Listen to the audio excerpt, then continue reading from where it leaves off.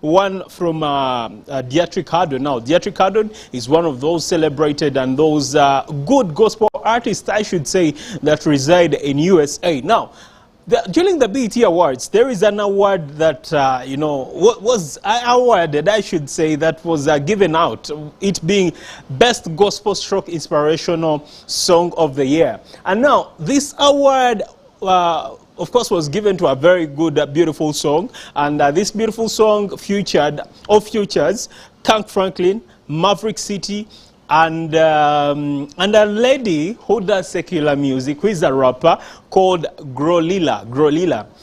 Now, guess what? When they were giving this award, they didn't give it to Kirk Franklin. They didn't give it to Maverick City, but they gave it to the rapper. Who the rapper, or the lady is a secular artist, who is a rap secular artist. Now, when I talk about secular artist, I mean like, okay, I won't mention names. I mean like a gospel artist doing a collaboration with an artist who does not do gospel. Actually, the artist does secular music, of which these secular music videos are really so bad to watch on TV.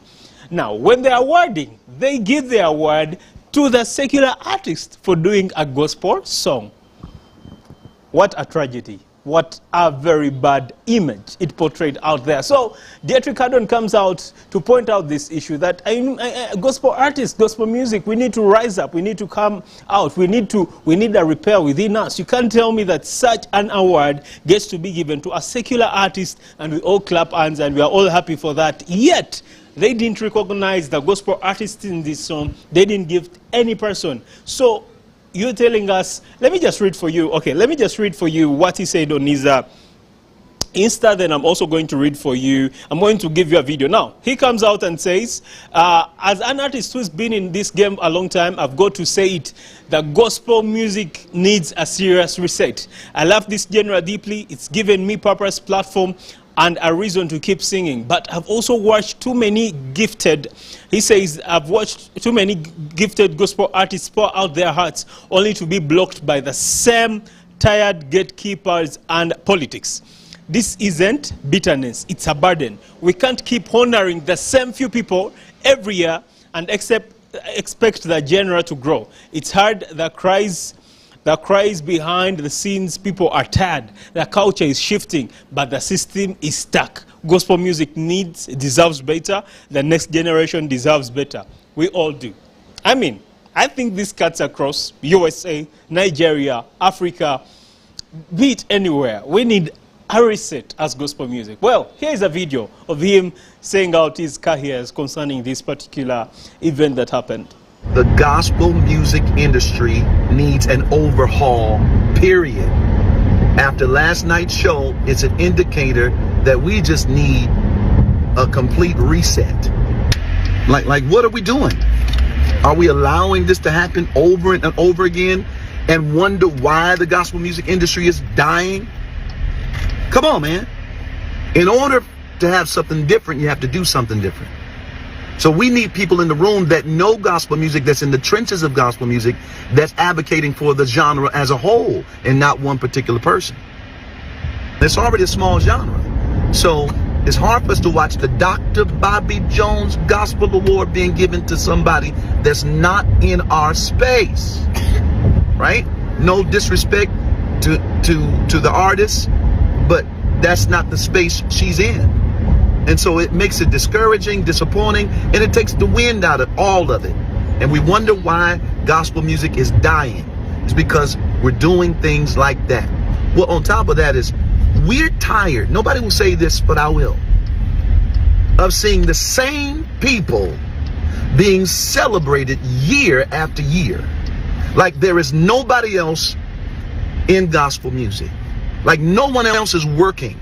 You cannot just give it to one person as if they're the ones that's keeping it going. No.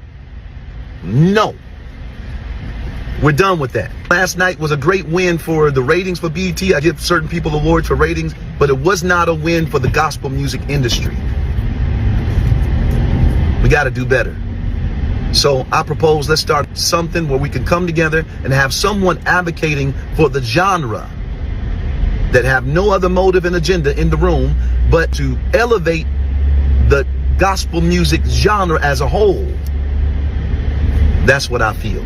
All right. Hardon here has a very big point that he's saying out that, you know what, these awards have come, these awards are still, coming up, and they're still celebrating people. But one of his concerns is that not only the award celebrating a few people, but it seems like there is no other gospel artist. He says that it seems like it's only just Kirk Franklin. I mean, in the context, in my quotes, because he's talking about BET, and of course, during the BET, it's Kirk Franklin who took home the Ultimate Icon Award representing the gospel industry, and also the other award being given to a secular artist. But now his point is that we have artists, we have people out there, we have the gospel ministers out there who are doing a lot, who have done a lot. I mean, Cesar Wine and all these other people, why is it that they are not being appreciated? Why is it that they're not winning awards? Each and every time these awards are happening, the Grammys, talk about the BET, it's Kirk Franklin, it's Kirk Franklin. If it's not Kirk Franklin, then it's Kirk Franklin. So, I mean, he says this doesn't really show growth. This doesn't really show that we're going somewhere. I think some place here in Uganda, am I right? There are always three people, but too many. When they talk about gospel music, Basatu, I won't mention them over money. But hey, this is a concern. I think that is going out to each and every gospel artist out there. Please, let's work. I don't know how to call it, but let's improve us. Yeah, let's improve us to the point that it's not only one person. I mean, we have other people. You are there who's watching me. One day you can be the one representing the gospel music, the gospel industry. So all of us, we do not have to depend on one person. Yeah, we have different people who can do it. So let's reset. Let's put in more energy. Well, it's not my saying, though a little bit I'm also supporting Hardon here, that you know what, we need to upgrade our game so that we get to the point of having multiple faces out there when it comes to representing gospel music. Now, still talking about gospel music, I want to shout out to the one and only, one of those music promoters in Uganda who makes sure that you guys get good music. A one manager of Gavin Tante, a one manager who's now going to become a manager of a very beautiful lady that's none other than Tabitha. Now, as I speak today, we are going to be at a Wamba restaurant in the evening, 5 p.m. We are going to be at the wedding dinner of the one and only Joab Pro Mantra.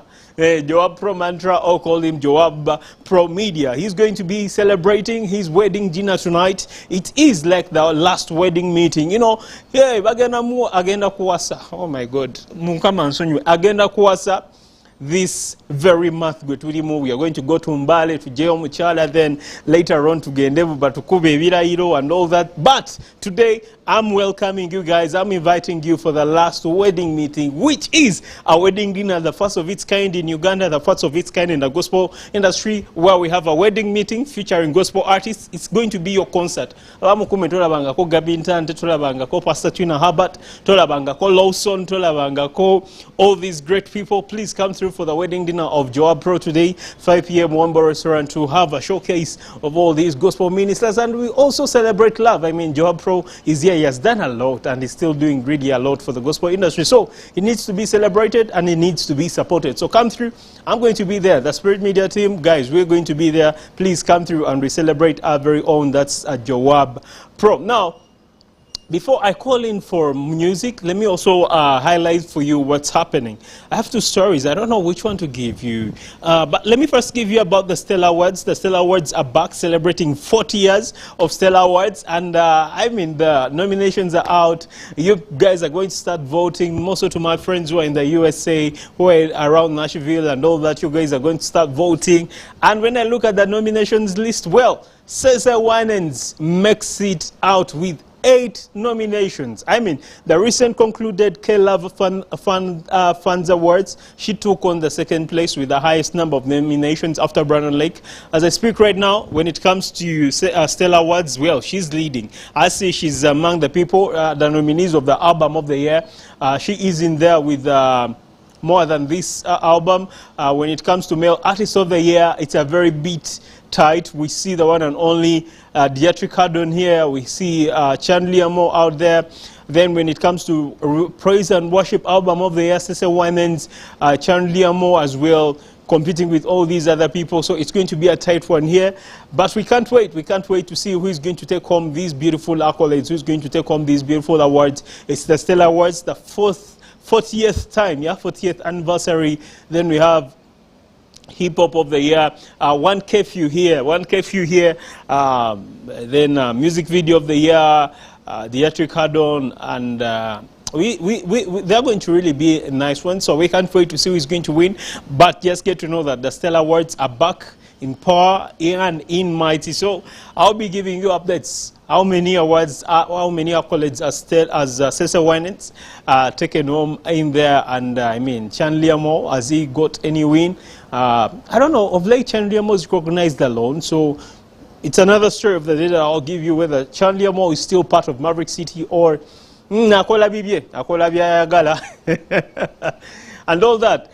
This week, the gospel industry was shocked with news that came out by a particular one, Michael Tite. Now, at the start of the year in January, I remember giving you a story about Michael Tite, the one of Newsboys,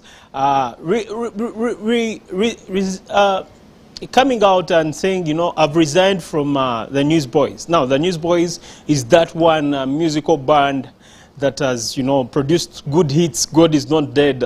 God is not dead, mostly. That song out there, it has, you know, taken rounds on particular radio stations, TV stations, playlist. Now, Michael Tite comes out to apologize that, you know, it wasn't by a mistake him coming out or getting out of Newsboys. It wasn't a mistake of him quitting music for a while, but he has been battling with a lot of things, with a lot of issues.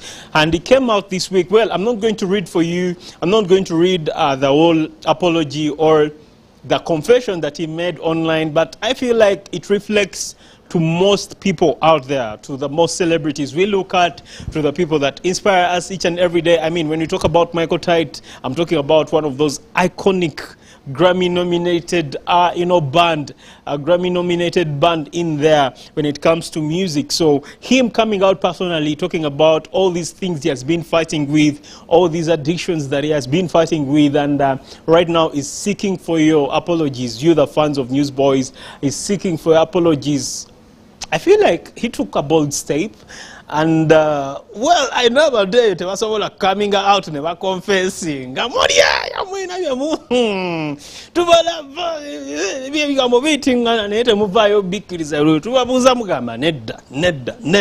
well, for Mike, he came out. Now you get a mazman agamba, mbadde nkola bino na bino. Well, I'm not going to go into details for that. If you want more information regarding this, please visit his Instagram. Yeah, visit his Instagram or keep it up on Spirit TV. We are going to be letting you know what's up here, there, and all that. But just to give you who Michael Tite is, for that you get to know, I'll be leaving with a song called God Is Not Dead, yeah, as we sign into a very short commercial break. Now, when I return, I have the one and only Zesmo Music. He's in the building, all there from Entebbe. We are going to be talking about music. We are going to be talking about, I'm going to talk to him about this issue of Theatric Add-on. I mean, why is it that we have one person representing the gospel industry? Where are the rest? Where are other creatives in there? And as well as we are going to dive into Michael Tite's confession in there with Zesmo Music here on Spirit TV, a place for you. How about we go in for a very short commercial break? When I return, I will be with Zesmo on set.